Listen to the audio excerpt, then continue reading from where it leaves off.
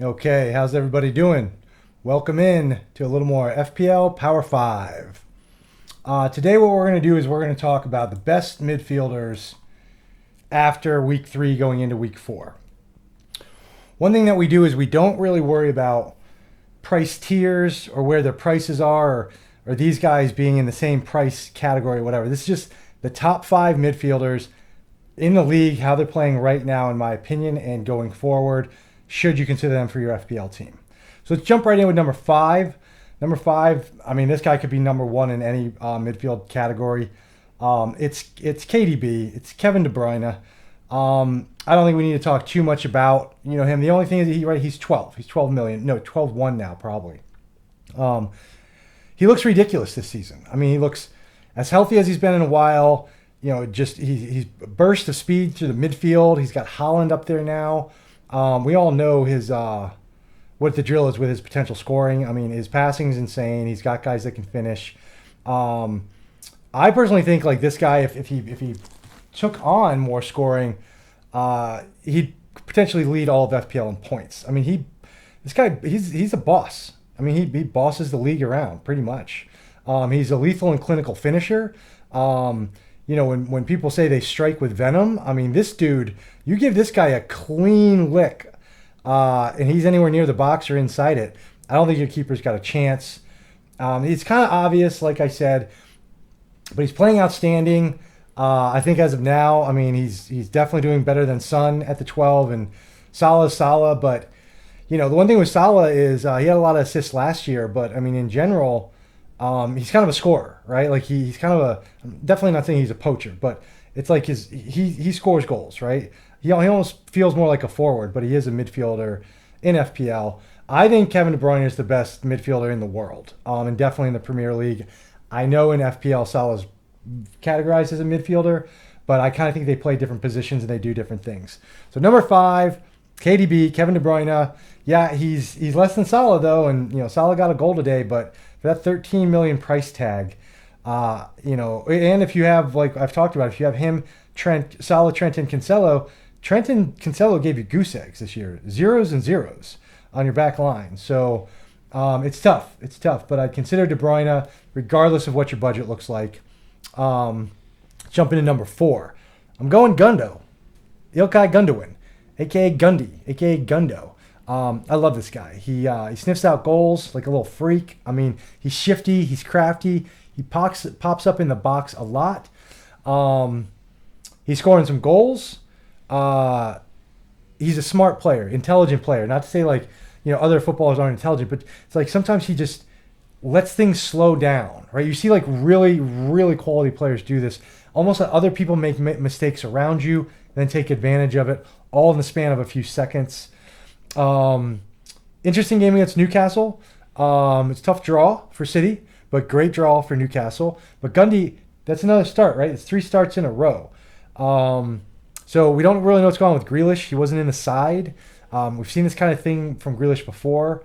When he's out, like they never really seem to say why or for how long. Apparently he picked up a little knock. Maybe he'll be immediately back in. I don't know. So Foden and Mahrez and Julian Alvarez, we already know Alvarez is going to play when Haaland's getting little rests or maybe not starting, or maybe he got a goal or two and City's up 3-0 in the 70th minute. Haaland's coming off, Alvarez is coming in. I don't think that affects Gundo. I think Bernardo Silva is the only one that affects him.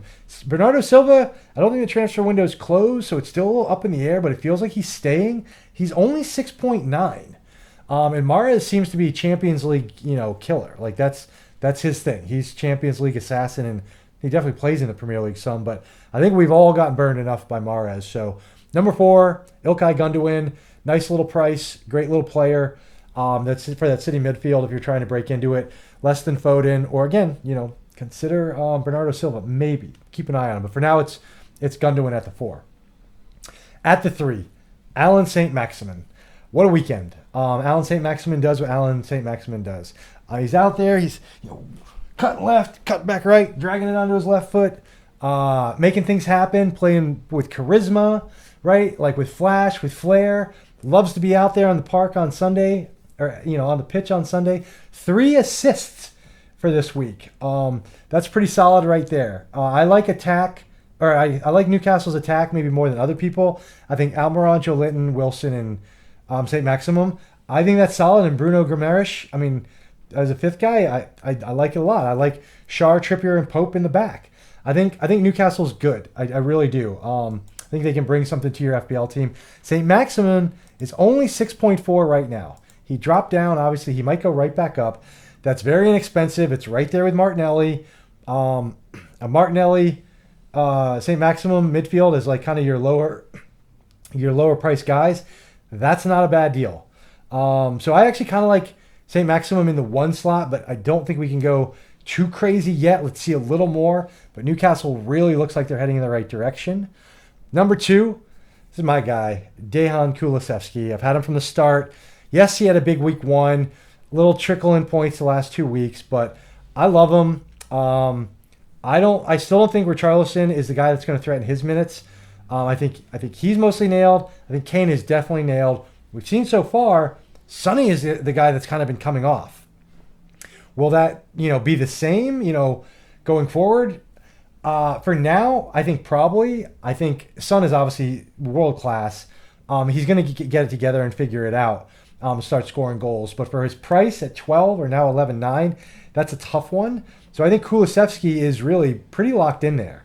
I also think if you look back since he started the Premier League right to now, he's still technically maintaining that amazing start. If you're just doing it based on points in games. If you're looking at individual games, like I said, the last couple games weren't as great.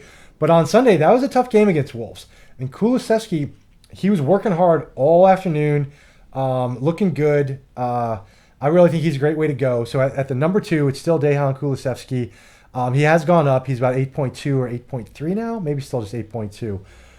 But I think he's great. I think he's a really strong asset. If you want in on that Spurs team at a little bit of a discount, with Son and Kane being so high, he's the guy.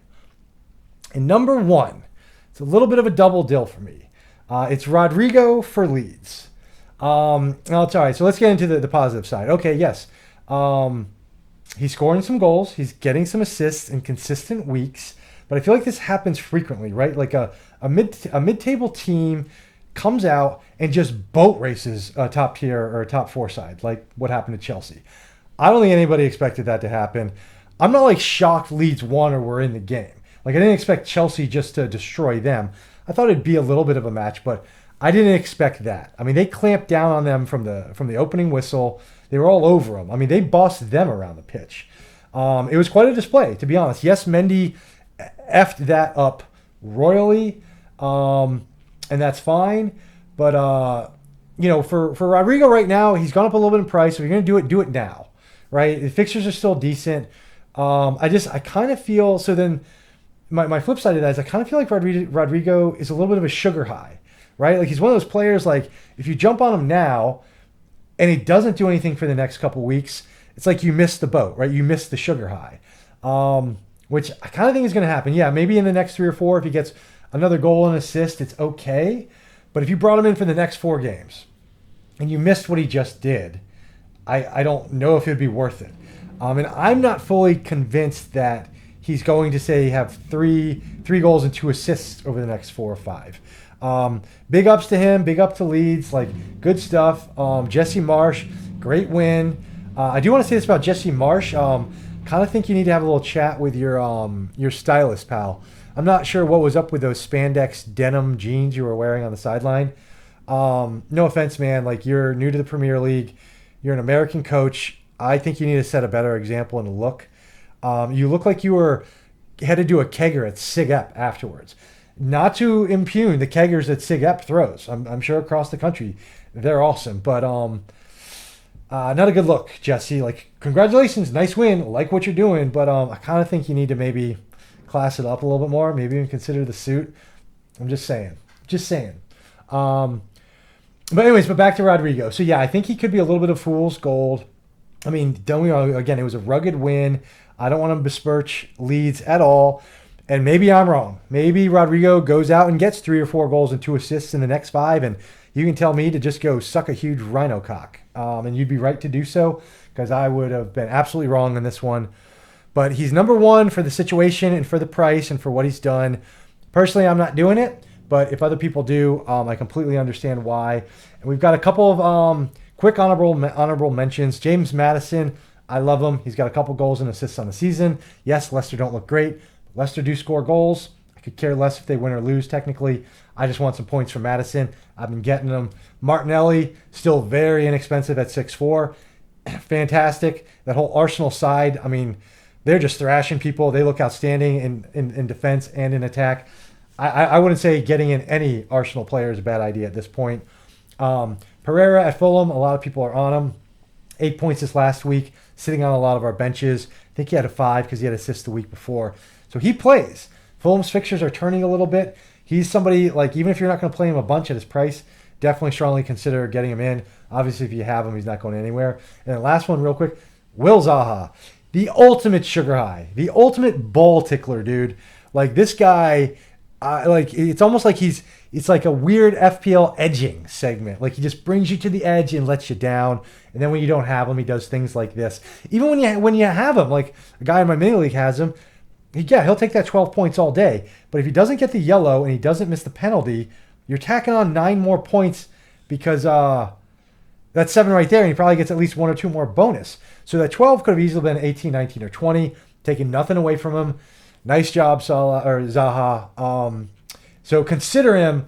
Palace do look a little bit more formidable this year. Vieira's really got them on the right track. So, but overall, our FPL Power 5, top 5 midfielders going into week 4. Number 5, Kevin De Bruyne. Enough said. Number 4, Ilkay Gundogan. I love Gundo. I like what he brings to the table. Number 3, Alan St. Maximum.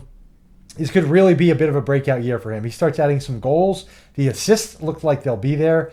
And Newcastle look pretty decent in general. Strong consider. Number 2, Kulusevski at Spurs. I like what he's doing. Yes, if in the next 2 weeks he doesn't add another attacking return, might have to really look at that. But I love it. I like over the next 3 weeks with the midweek game. I think he's a great pick, and I think he's going to play all 3. Number 1, Rodrigo. Like I said, I'm not into it. I know a lot of people probably have already brought him in, but I can't. I don't have a strong enough argument to say don't. Just kind of what I touched on. So that's our FPL Power 5, top 5 midfielders for week 4. Hope you guys liked it. We'll see you soon with some more videos.